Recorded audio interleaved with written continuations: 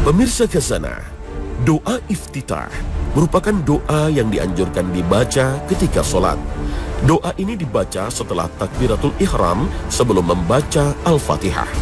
Akan tetapi, yang seringkali menimbulkan pertanyaan, doa-doa iftitah ini tidak hanya satu model, tapi ternyata banyak doa-doa iftitah yang berbeda-beda. Lalu manakah yang lebih baik untuk dibaca? Memang doa iftitah atau istiftah ada beberapa bacaan yang dibaca oleh Rasulullah Sallallahu Alaihi Wasallam dan para sahabatnya radhiyallahu anhum. Salat fardu lafaz doa iftitah yang biasa dibaca Rasulullah Sallallahu Alaihi Wasallam di antaranya Allahumma ba'id baini wa baina khotoyaya kama ba'adta bainal masyriqi wal maghribi Allahumma naqqini minal khotoya kama yunaqqas thawbul abyadu minad danas Allahumma ghsil khotoyaya bil ma'i wath-thalji wal baradi. Ya Allah, jauhkanlah antara aku dan kesalahanku sebagaimana Engkau telah menjauhkan antara timur dan barat. Ya Allah, sucikanlah kesalahanku sebagaimana pakaian yang putih disucikan dari kotoran. Ya Allah, cucilah kesalahanku dengan air, salju dan air dingin. Hadis riwayat Bukhari dan Muslim. Ibnu Hajar Asqalani dalam kitab Fathul Bari menyatakan doa ini adalah doa yang paling sahih di antara doa istiftah lainnya. Lafaz doa iftitah lainnya yang juga dibaca Nabi SAW ketika sholat fardu dan sunnah adalah Wajjahtu wajhiya lilladzi fataras samawati wal arda hanifa wa ma ana minal musyrikin. Inna salati wa nusuki wa mahyaya wa mamati lillahi rabbil alamin. La syarika lahu wa bidzalika umirtu wa ana minal muslimin.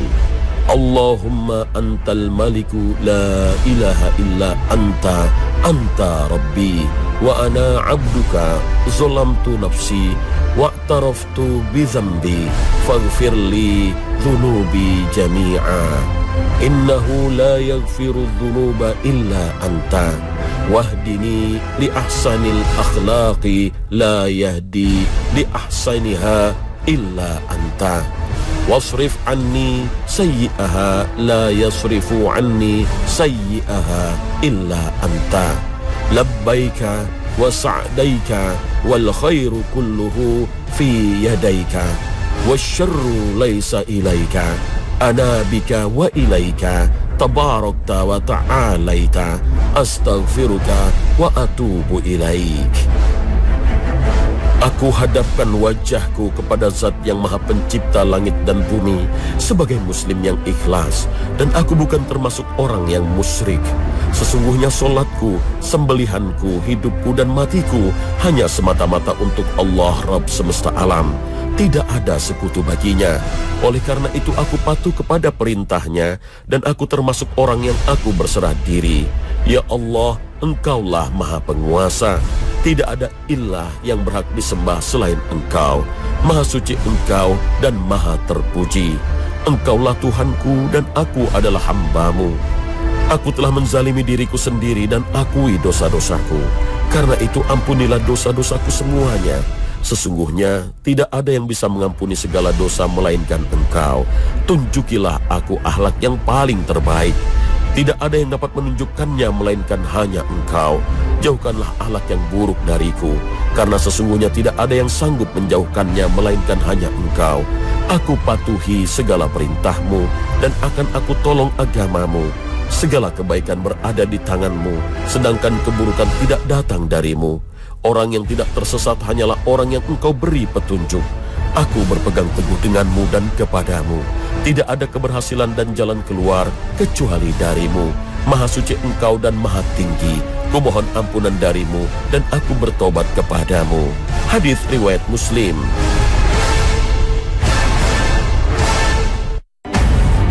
Ada juga doa iftitah yang tergolong pendek yang dibaca Nabi SAW. Doa iftitah ini bersumber dari Aisyah radhiyallahu anha, dari sahabat Anas bin Malik dan Jabir radhiyallahu anhuma. Subhanakallahumma wa bihamdika tabarakasmuka wa ta'ala jadduka wa la ilaha ghairuka. Maha suci Engkau ya Allah, kusucikan namamu dengan memujimu. Namamu penuh berkah, maha tinggi Engkau, tidak ada ilah yang berhak disembah selain Engkau. Hadis riwayat Abu Daud, An-Nasa'i, At-Tirmizi, Ad-Darimi, Ibnu Majah. Bahkan Imam Muslim membawakan riwayat Umar bin Khattab pernah menjaharkan doa ini ketika sholat. Para ulama mencatat tak kurang ada 11 hingga 12 lafaz doa iftitah dari Nabi SAW, termasuk lafaz doa yang dibaca oleh seorang sahabat. Ibnu Umar berkata, ketika kami sholat bersama Rasulullah SAW, ada seorang lelaki yang berdoa iftitah, Allahu Akbar kabira, walhamdulillahi katsira, wa subhanallahi bukratan wa asila. Allah maha besar dengan segala kebesaran, segala puji bagi Allah dengan pujian yang banyak. Maha suci Allah baik waktu pagi dan petang. Mendengar bacaan ini Rasulullah SAW lalu bersabda, aku heran, dibukakan baginya pintu-pintu langit. Setelah mendengar sabda Nabi SAW ini, Ibnu Umar tidak pernah meninggalkan bacaan doa iftitah dengan lafaz ini. Di lain kesempatan, sahabat Anas bin Malik radhiyallahu anhu meriwayatkan, ada seorang laki-laki yang membaca doa iftitah yang berbeda. Ia membaca, Alhamdulillahi hamdan katsiran thayyiban mubarakan fi. Segala puji bagi Allah dengan pujian yang banyak, pujian yang terbaik, dan pujian yang penuh keberkahan di dalamnya. Kemudian Rasulullah SAW bersabda, aku melihat 12 malaikat bersegera menuju kepadanya. Mereka saling berlomba untuk mengangkat doa itu kepada Allah Ta'ala. Dengan demikian, bacaan doa iftitah tidaklah hanya satu bacaan. Kita boleh membaca mana saja yang kita sukai, karena semuanya bersumber dari Nabi SAW. Imam Nawawi dalam kitab Al-Azkar menjelaskan bahwa jika kita sedang sholat munfarid atau sholat sendirian, boleh menggabung beberapa lafaz doa iftitah tersebut.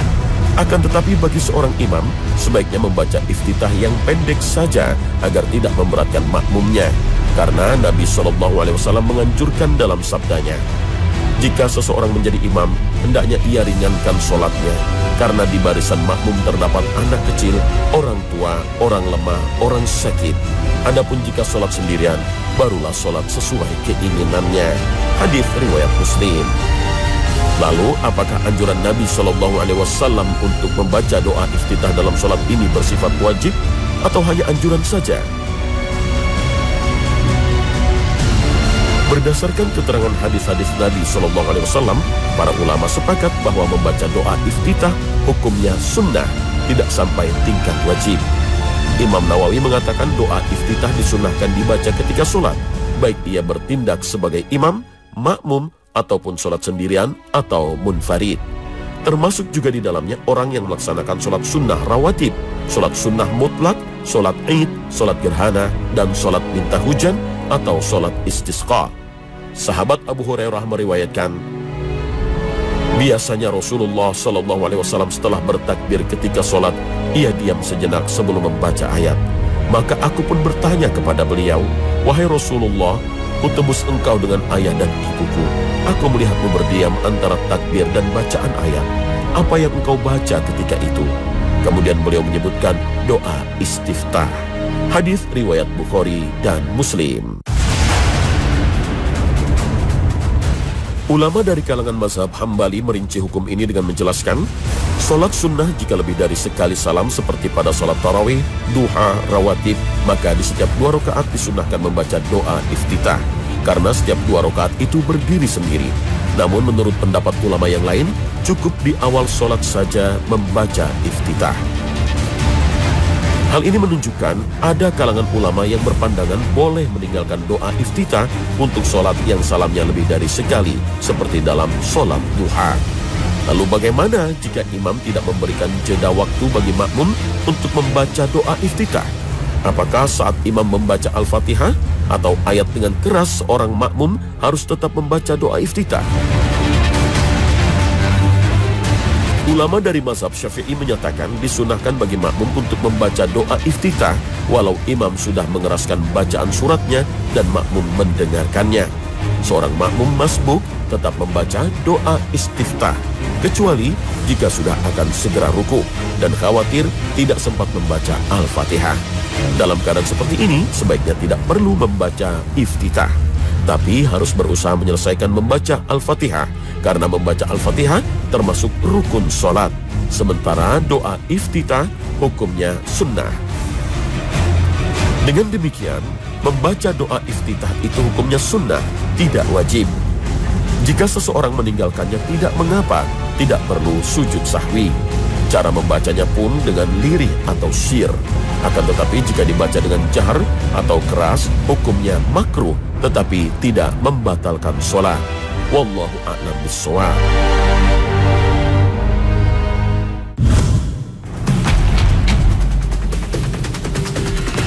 Pemirsa Khazanah, Anda ingin doanya dikabulkan Allah Subhanahu wa Ta'ala, maka doakanlah orang lain, tapi dengan catatan tanpa diketahui oleh orang yang kita doakan.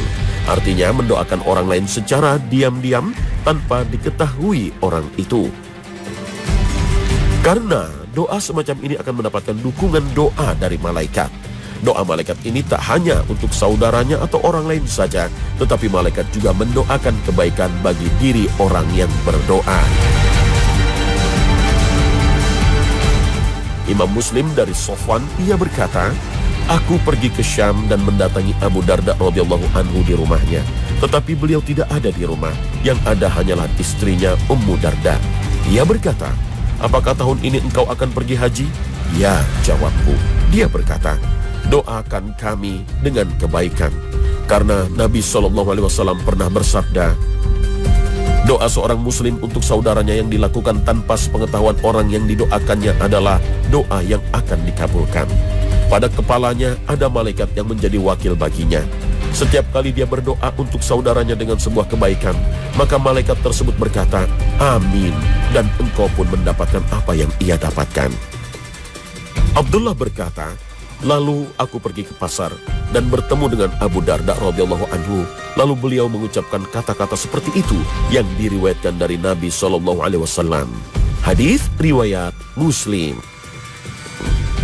Dari hadis yang mulia ini kita bisa mengetahui bahwa doa yang dipanjatkan seseorang untuk orang lain itu akan mendapatkan doa dari para malaikat. Doa malaikat itu bukan hanya untuk orang yang didoakan saja, tapi juga tertuju pada orang yang berdoa. Jadi sekali doa mendapatkan dua manfaat sekaligus, yaitu manfaat mendapatkan doa dari malaikat untuk orang lain dan dirinya sendiri. Itu sebabnya Imam Ibnu Hibban membuat sebuah bab dalam sahihnya dengan judul anjuran untuk memperbanyak berdoa kepada saudara sesama muslim tanpa sepengetahuan orang yang didoakan, dengan harapan permohonan untuk keduanya dikabulkan. Di dalam syarh Sahih Muslim ada sebuah komentar untuk hadis ini. Dalam hadis ini ada sebuah keutamaan doa bagi saudaranya tanpa sepengetahuan orang yang didoakannya. Seandainya seseorang berdoa untuk satu kelompok umat Islam, maka ia akan mendapatkan pahala yang telah ditetapkan. Dan seandainya ia berdoa untuk seluruh kaum muslimin, maka yang aku fahami, ia pun mendapatkan pahala yang telah ditentukan. Orang-orang yang gigih dalam mendapatkan sholawat para malaikat, mereka semua bersemangat dalam mendoakan saudara-saudara mereka sesama muslim tanpa sepengetahuan saudara yang didoakannya itu. Dan hal ini senantiasa ada. Alhamdulillah. Al-Qadhi Iyad berkata, jika generasi salaf hendak berdoa untuk dirinya sendiri, mereka juga berdoa untuk saudaranya sesama muslim dengan doa tersebut. Karena doa tersebut adalah doa yang mustajab, dan dia pun akan mendapatkan apa yang didapatkan oleh saudaranya sesama muslim. Pemirsa Khazanah, begitu mulia dan besarnya manfaat mendoakan orang lain. Namun begitu bukan berarti dalam berdoa tidak seharusnya semua doa itu untuk orang lain. Tapi sebelum mendoakan orang lain, Nabi SAW menganjurkan agar kita berdoa untuk diri sendiri. Dari Ka'ab radhiyallahu anhu bahwa Rasulullah SAW bersabda, Rasulullah SAW jika menyebut seseorang kemudian mendoakan orang tersebut, maka beliau memulai dengan doa untuk diri sendiri terlebih dahulu. Hadis riwayat Tirmizi. Hal ini juga dikuatkan pada keumuman sabda Nabi SAW, mulailah dari dirimu sendiri. Hadis riwayat Muslim. Hal ini juga dicontohkan oleh Nabi Ibrahim alaihissalam sebagaimana disebutkan dalam firman Allah Subhanahu wa taala, Ya Tuhan kami, beri ampunlah aku dan kedua ibu bapakku dan sekalian orang-orang mukmin pada hari terjadinya hisab, hari kiamat. Demikian pula doa untuk orang-orang yang beriman seperti yang disebutkan dalam firman Allah Subhanahu wa taala, Ya Rabb kami, beri ampunlah kami dan saudara-saudara kami yang telah beriman lebih dulu dari kami. Al-Quran Surah Al-Hasyr ayat 10. As-Sa'ati rahimahullah berkata, kebiasaan Nabi adalah jika mendoakan kebaikan untuk seseorang dimulai terlebih dahulu dengan mendoakan untuk diri sendiri. Hal ini mencontoh Nabi Ibrahim alaihissalam tatkala berdoa, Ya Tuhan kami, beri ampunlah aku dan kedua ibu bapakku dan sekalian orang-orang mukmin pada hari terjadinya hisab, hari kiamat. Al-Quran Surah Ibrahim ayat 41. Hendaknya doa ini senantiasa diamalkan dan dijaga serta jangan dilupakan. Tidak ada seorang pun yang lebih agung dan lebih besar haknya bagi orang yang beriman daripada kedua orang tuanya. Namun demikian, Nabi Ibrahim tetap mendahulukan doa untuk dirinya terlebih dahulu sebelum kedua orang tuanya. Namun demikian pernah pula Nabi mendoakan orang lain tanpa menyebutkan doa untuk diri sendiri. Seperti misalnya tatkala Nabi berdoa untuk Anas ibnu Abbas dan Ummu Ismail radhiyallahu anhum. Pemirsa, sudah berapa banyakkah amal soleh yang telah kita lakukan sepanjang bulan Ramadan lalu? Apakah amal soleh itu diterima Allah Subhanahu wa ta'ala? Dari mana kita mengetahui amal soleh diterima Allah atau tidak? Pemirsa, jangan kemana-mana. Khazanah akan segera kembali sesaat lagi.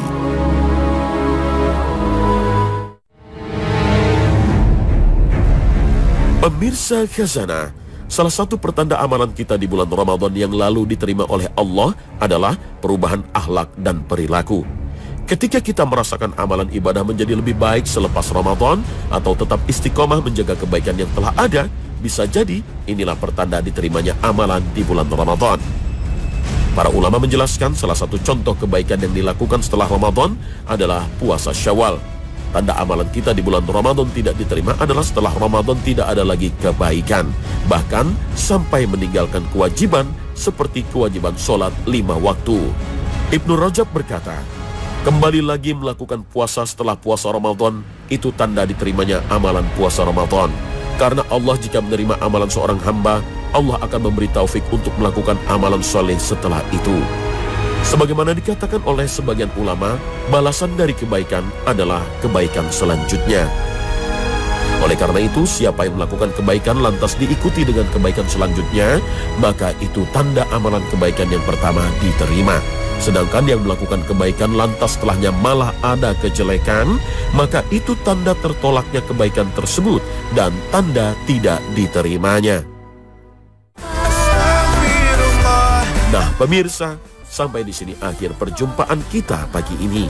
Semoga Allah memberikan taufik dan hidayah kepada kita sehingga mampu istiqomah mengerjakan ibadah dan amalan-amalan soleh.